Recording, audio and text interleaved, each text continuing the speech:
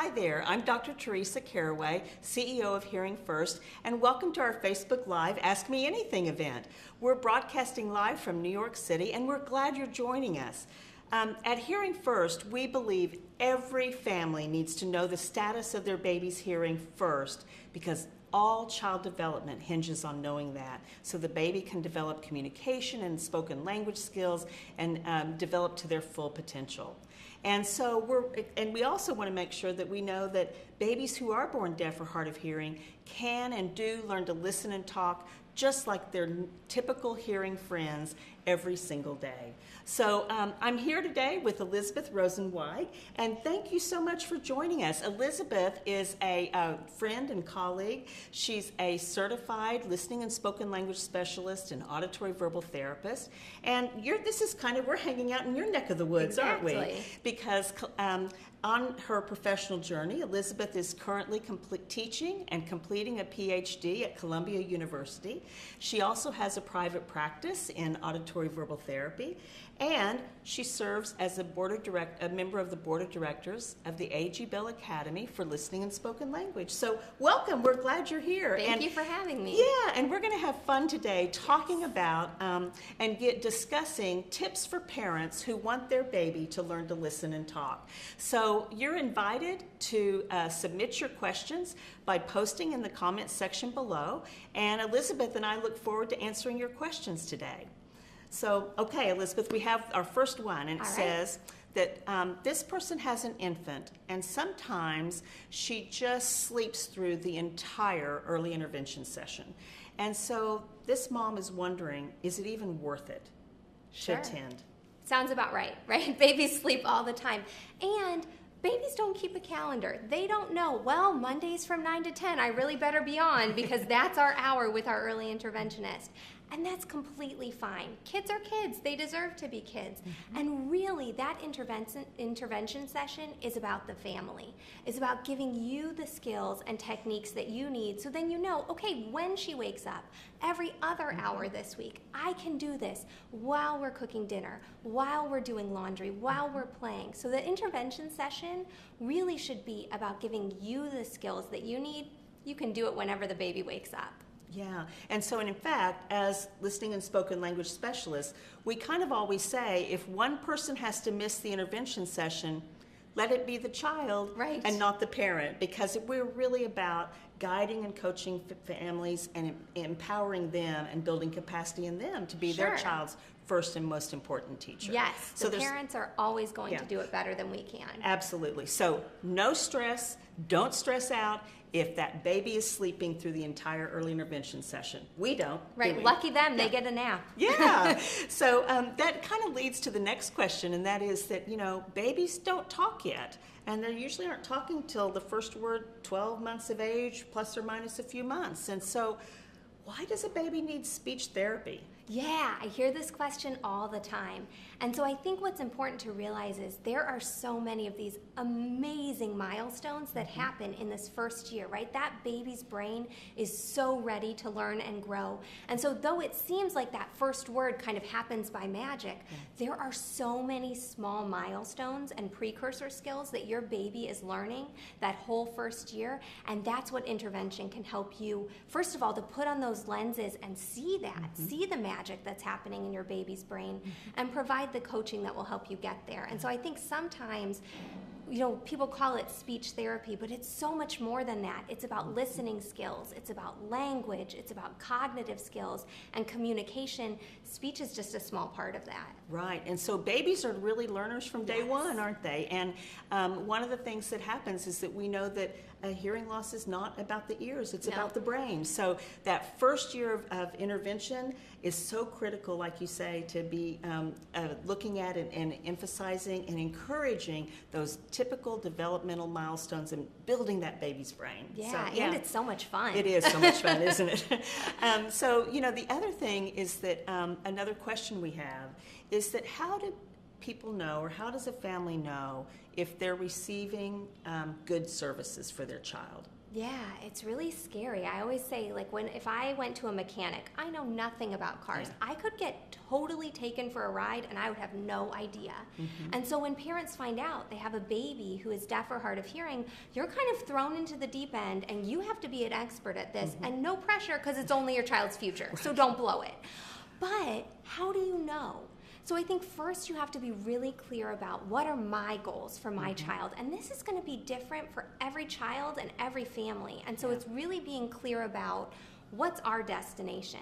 And then if you want a listening and spoken language outcome, one thing to look for is a professional who's a certified listening and spoken language specialist, because that's someone who you know has invested 3 to 5 years above and beyond their degree to really learning the skills and techniques to help parents get their children to this outcome.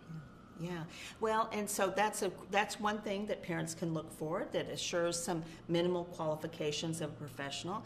But sometimes there's not a listening and spoken language specialist in their neighborhood or in their community.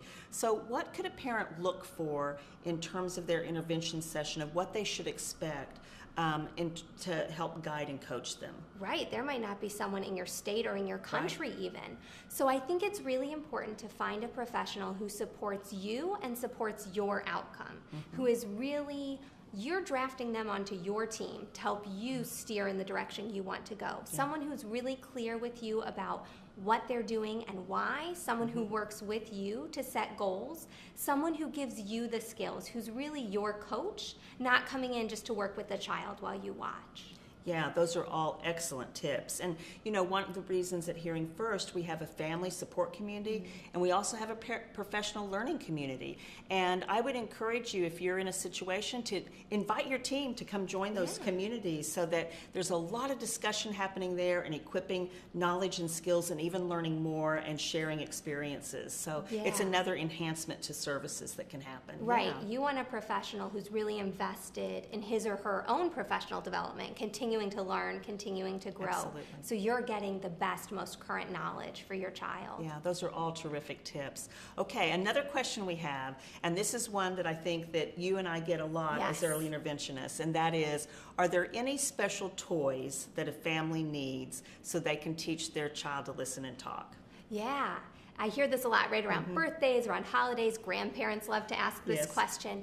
Well, the reality of it is, no. You can grow your baby's brain with just what you have on hand at home, whether it's pots and pans, a pile of paper, an old box. There is no app like your lap, right? There is nothing like sitting and reading a book to your child and interacting. It's so much, I tell people, the magic is in the talk, not the toys. And if you've ever seen a kid with an old box, you know that's about all they need. So really, I think it's important to don't spend your money on expensive and electronic toys. That's not what your baby's brain needs to grow. Your baby needs you. Right. It's that interaction between a child and a parent that grows that baby's brain the most. And it's really about those strategies, isn't it? And how you talk and interact with your baby, not about the toys. Not about the stuff. Yeah. So another question that we have then is that this viewer knows that reading books is important for their child, but he doesn't seem that he's interested in books. So what can she do to encourage that? Right. Sometimes kids, you pull out a book and you have these great intentions of reading a book and the child's not interested. I think one thing that we need to do is kind of shift this conversation from reading a book to sharing a book. Yes. And realizing that looking at one page of the book is a literacy experience. Flipping through the pictures is a literacy experience. It doesn't need to be reading from page 1 to page the end, every word on every page. It's just letting kids interact with books, talking about what they see, relating it to something in your real life. So all of that is literacy. Reading signs around your neighborhood is literacy. There are a lot of ways to build this in. And so shake yourself out of this idea that it has to look like this traditional perfect book reading experience. Perfect and real life don't go together very well. Yeah, they don't, do they? And you know, I love your tip about there's all kinds of literacy experience besides sitting down with a book. And just even making, as you make a shopping list, write that out and have your child to see that written, spoken words make a list and to go shopping as you go shopping. So there's lots of little things like that to be able to do, isn't there? Yeah, everyday literacy. And you know, I think the other thing that keeps books encouraging as you share books is to talk about the page before you turn the page, so that you're creating anticipation and excitement about what's on that next page and those next pictures to look at. Yeah, absolutely. So one of the things also that happens is that as certified listening and spoken language specialists, we encourage families to sing all the time, to make up songs, no matter what they're doing. And this reader says, what's the big deal about using music to develop listening and spoken language? Why do I need to keep singing? Yes, and I think sometimes too, if you are not a good singer or you don't enjoy singing, that can be really, really intimidating. To your child, your singing voice is the most beautiful thing they've ever heard, because it means that you are interacting with that baby in such a loving and rich communication interaction. And so it's really not about being the world's best singer. It's about giving your child something interesting to listen to. Some good melody, some good intonation. For little babies, Anne Fernald, who's a really fabulous scientist in our field, always says, until babies are about 18 months old, the melody is the message. It's helping babies crack the code of language by giving them those songs. So you're not on stage, no one's evaluating you. It's just about giving your baby that great, rich input. So it's hard sometimes to leave your self-consciousness at the door, but it's really fun when you do. It is, and it's okay to make up your own songs, isn't it? Oh, of course. Yeah. Well, thank you, Elizabeth. I appreciate you so much for joining us today. And if you'd like to learn more about her work, please go to auditoryverbaltherapy.net, and they can find out more and learn more from you.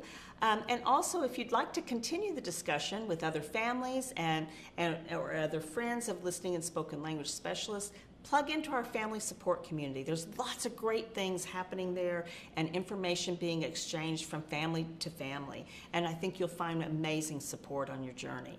And the other thing is if you're a professional, come join our professional learning community, and where we're talking about these kinds of things and helping each other in terms of how we can better support families.